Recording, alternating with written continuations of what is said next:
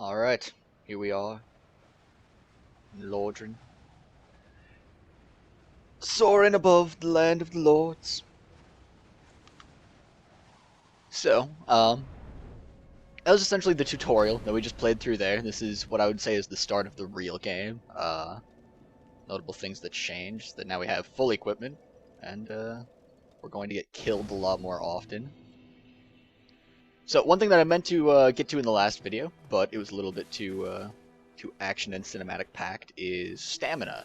So stamina allows you to block attacks, roll, and attack. Once you run out of it, you can't do any of those things, so that pretty much leaves you completely defenseless. It's the green bar at the bottom and the top. And if you get hit while you have no stamina and you're blocking, you get stunned. So these are the different attributes in this game. So fatalities, hit points. You can sort of read these or stop it on a frame if you really want to read one of the longer ones. In general, I really like vitality, to have enough health to not get one-shotted by things, and I also like to get enough endurance, gives you stamina, and also allows you to equip more heavy equipment, so it increases your equip burden maximum. Alrighty, and I'm just gonna do a little bit of exploring around here, see what this guy has to say. Well, what do we have here? Let me guess. Fate of the undead, right? Well, you're not the first, but there's no salvation here. You'd have done better to rot in the undead asylum. But too late now. Well, since you're here, let me help you out. There are, actually, 2 bells of awakening. One's up above in the undead church. The other is far below, in the ruins at the base of Blight Town.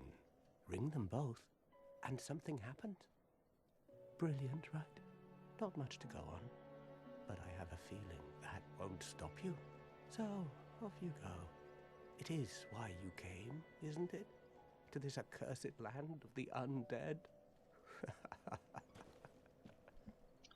And like almost every NPC in this entire game, he laughs somewhat maniacally after you're done talking with him, which is always great. It makes you feel at home, safe and sound.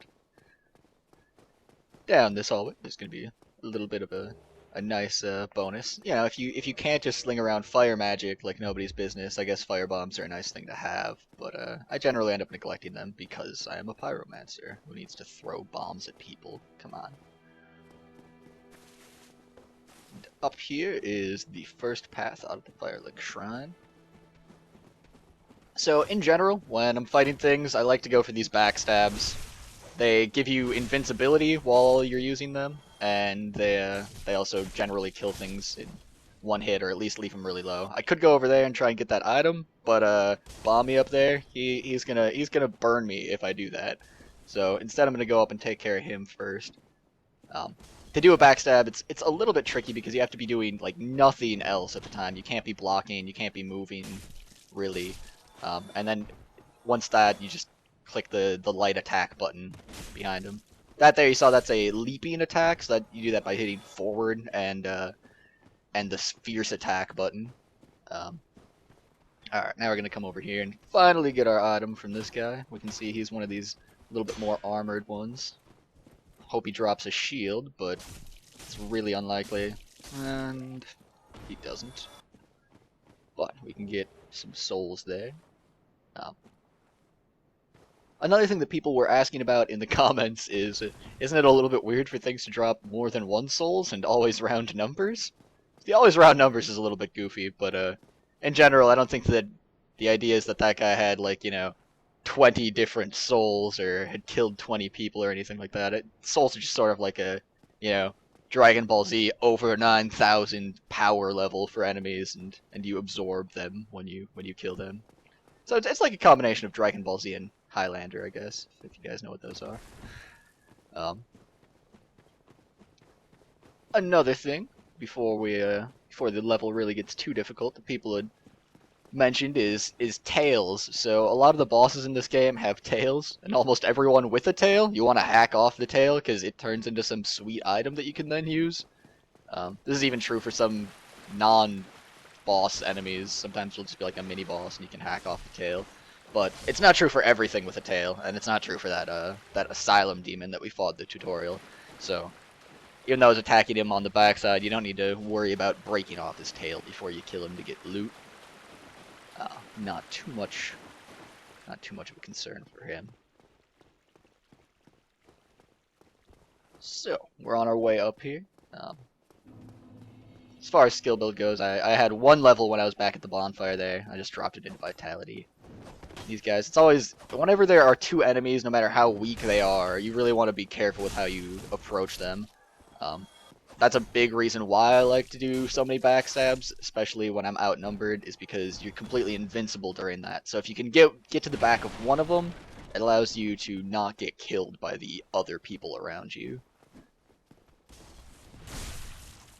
Backstab him. It's also really, just faster than hacking away at people generally.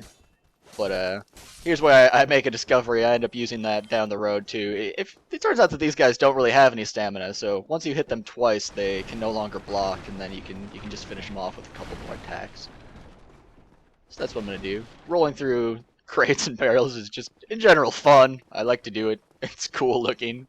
But sometimes there's also items, and the reason why I roll instead of hitting them, A, it's goofy looking, and B, it doesn't damage your weapon's durability, which isn't huge, but it costs a tiny amount of souls over time, so you'll be a little bit more rich with souls if you roll through stuff instead of attacking it.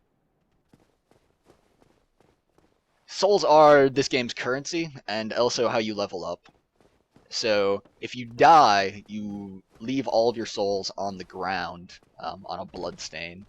And you have to make it back to that point without dying. If you die again, you make another bloodstain, but this one only has the souls that you gained during that life. So you need to make it back to your original bloodstain in order to get those souls back. And if you die on the way, they are gone forever, because you only have one bloodstain at a time. You can also see, like, in front of me there, next to the message, there's somebody else's bloodstain. And all that those do is just if you go up to them and hit A, you can see how that person died. So little bit of schadenfreude, and it also allows you to be a little bit more cautious if you see a lot of bloodstains, or even see how people have been dying if there's a lot of them. One thing that's a little bit annoying about this game versus Demon's Souls is that they actually fragmented the community into a bunch of different servers, and I don't think anyone really supports that decision. I can see how it makes the servers easier to manage for From Software or Namco Bandai, whoever's in charge of the servers, but it also makes it so that in general you just see a lot less bloodstains, you end up summoning people a lot less, and getting invaded a lot less when you're human. So right now the online components of this game haven't really shown themselves, but I'm sure that they will down the road. If nothing else, I will make sure to go and invade other people so you can see what it's like to hunt down a player that's already crawling through one of the most difficult games known to man, walk up and stab him in the back or kick him down a cliff. It's oddly satisfying, as easy as it sounds. In general, the people playing this game are pretty good. It's not like you're going to be running into people that don't know how to swing their sword or anything. They are making their way through the game. They have at least got the basics down. So I personally would say that my other playthrough, my PvP kill to death ratio is pretty low, actually. I probably die about 3 to 1 in terms of killing people. But there are people that do cheesy stuff, like just so you'll always be matched up against people of a similar soul level, and you can actually increase how strong you are at a given level just by leveling up your equipment instead of your character, and just farming for really nice items. Sweet dragon.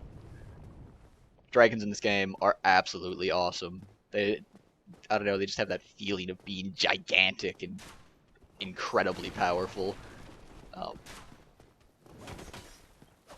There are things that you can do with that dragon a little bit down the road, but the biggest one is to die to him. So I'll try and avoid doing that down the road. And there's fire. That is magic, people. it missed completely, so it did nothing. But here we go. This will, yeah, kills 2 of them in 1. I showed those hollows what's up.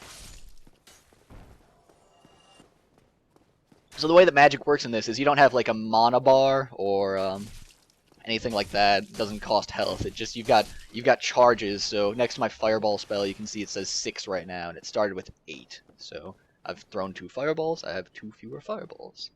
And yes, a bonfire at long last.